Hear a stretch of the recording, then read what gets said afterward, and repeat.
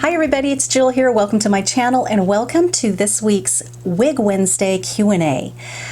I think this is a very often asked question, and boy oh boy did I also really struggle with this, but I'm going to tell you a few things that I have learned along the way when it comes to whether or not you know if your wig is too big for you or it's too small for you.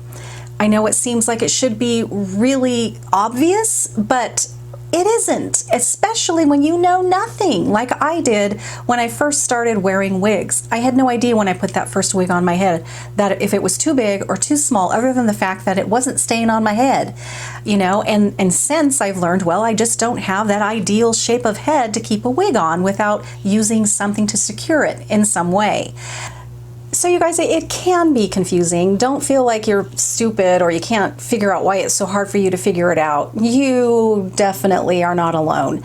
The very first thing that you need to do is to measure your head correctly for a wig. And I'm going to put my favorite one, which is the John Renau, how to measure for a wig video here on YouTube. I'm going to put that link down below in the description box. I have watched many of them and I just find that that one is just very easy, concise, easy to understand and follow. So I'm going to put that down there. Just keep in mind that this is a John Renau video and all the brands have their different size charts, you know. So one brand's average may be a little different than someone else's.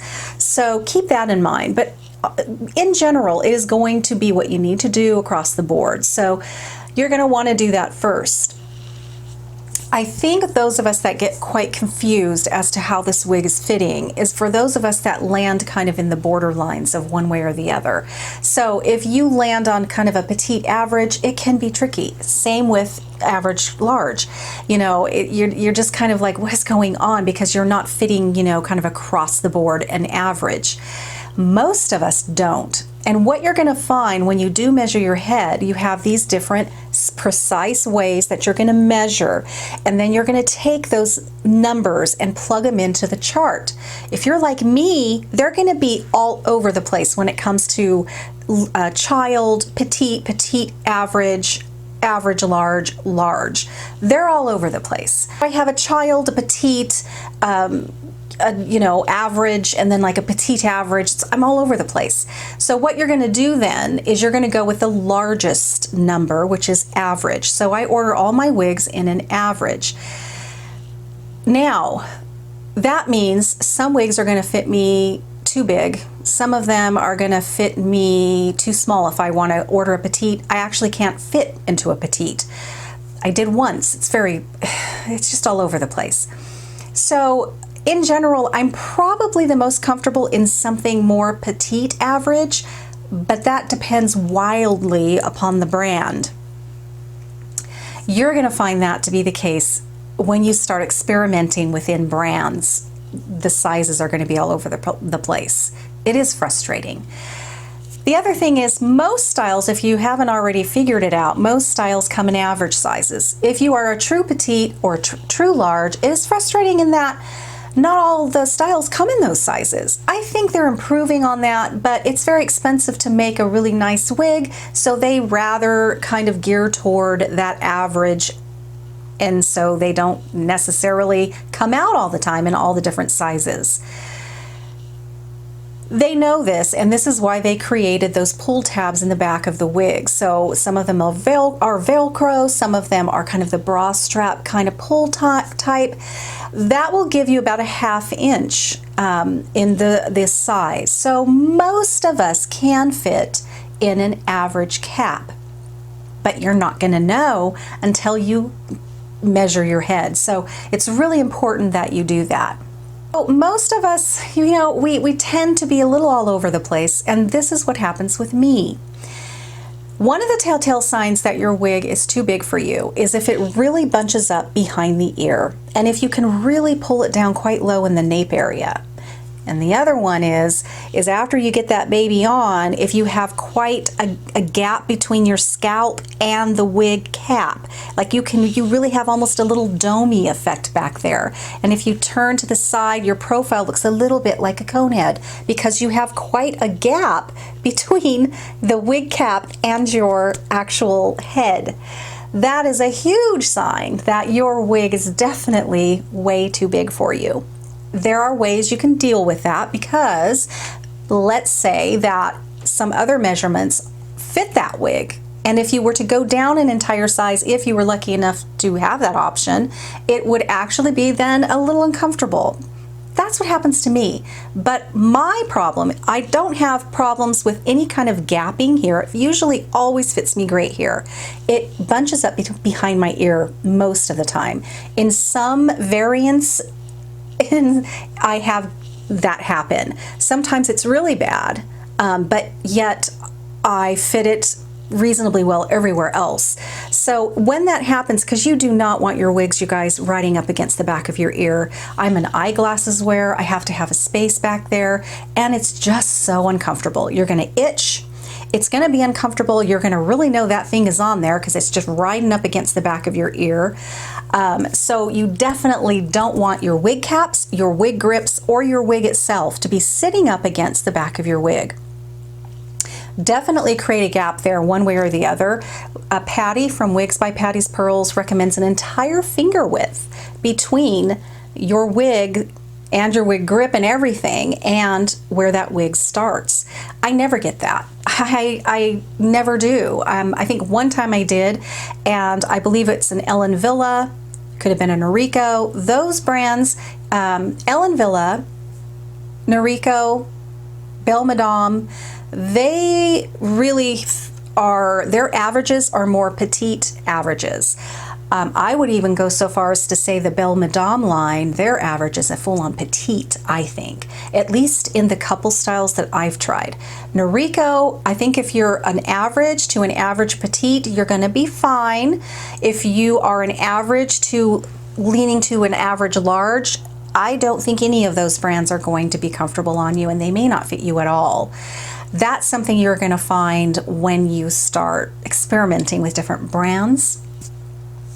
But anywho, those ones won't gap between, you know, like the back of my ear, but that's probably because they're really kind of a petite average. So all the other averages, they'll just ride up against there. Sometimes they really bunch up against the back of my ear. So what I will do is, after I get my wig secured and on, I will create a gap, and I will have put some It Stays back there, just a little bit of It Stays, and I'll just hold it there until that takes, and then I'm good for the rest of the day. But because that happens, yes, technically that measurement is not fitting me correctly, but the rest of it may be fitting me correctly. So anyway, those are the three things you want to look out for if that wig is too big. Definitely the gappage. Now you can do something about that. If it fits you okay, you can make that cap fit you. You can make it fit you if it's a machine wefted construction, because you can take out wefts, sew it up, and that way it will fit you beautifully. It will take up any spacing that's happening in the gappage, you know, will be correct behind the ear. It will make the nape fit you where it's supposed to, and you will get rid of that gap that you have right up through here. There are a ton of really great tutorials on how to make a wig smaller. If it's 100% hand-tied cap, that is a whole different ball game. It's very, very difficult, if not impossible, to make a cap that's 100% hand-tied smaller or bigger, for that matter. But you can make them bigger, again, with that little strap back there. Now, hand-tied caps in general don't have hardly any stretch. They do have some stretch. There is material that they use that gives you some stretch, but nothing like a machine wefted. So keep that in mind. They generally fit a little smaller. You can use that to your advantage or disadvantage. It just depends. So let's talk about the nape of the wig there. I think that's the biggest thing. It's like it's riding up on me. Is it too big? Is it too small? What is going on? The first thing you want to do, if that wig is really kind of riding up on you, go ahead and loosen up those back Velcro straps or whatever kind they have back there. Take some out, make it a little bit looser and see if that will kind of stop that from happening. If it doesn't, and it's still riding up, that is an indication your wig is too small for you. It should kind of stay there pretty well. Now, don't get that confused with your wig is not staying on your head, and it's, you know, because all my wigs do that. I don't have apparently a good rounded head back there, I guess, and my wigs don't really have a nice occipital bone wedge to sit under. So I have to create some way to attach and to secure my wigs. And so I don't care if my wigs that's fitting me great, they just don't feel secure on my head, and that's why. So that leads us to, is my wig too small for me? What's going on here? My wig just wants to ride up. I don't care if I adjust it or whatever, it just kind of wants to ride up. I just feel like I'm constantly having to just like bring it down.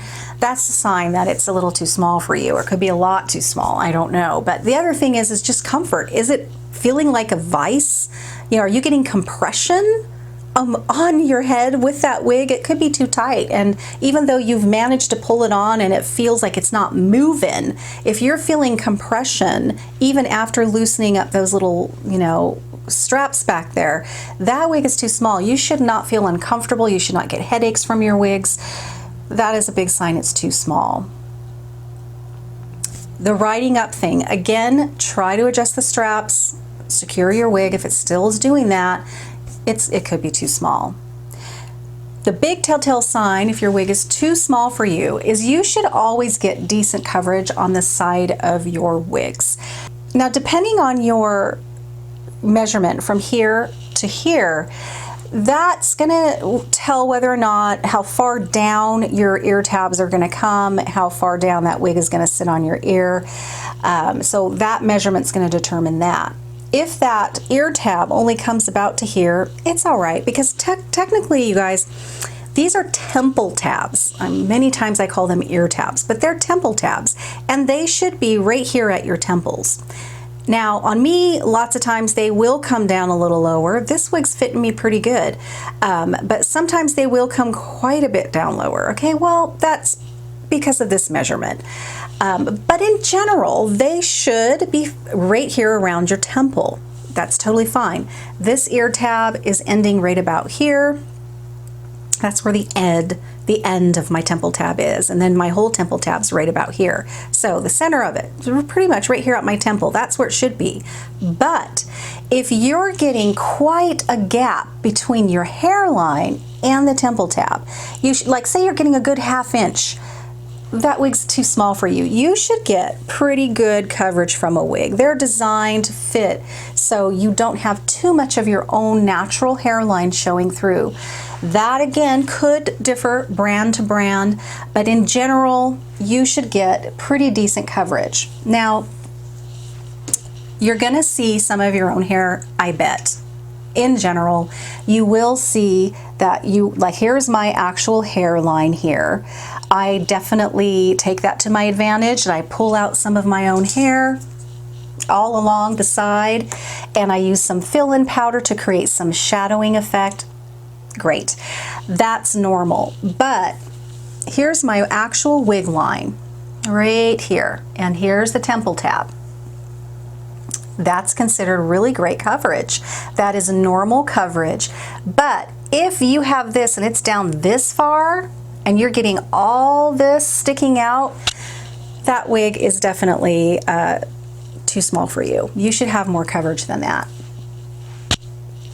They're designed to have more coverage than that, so that might be too small for you.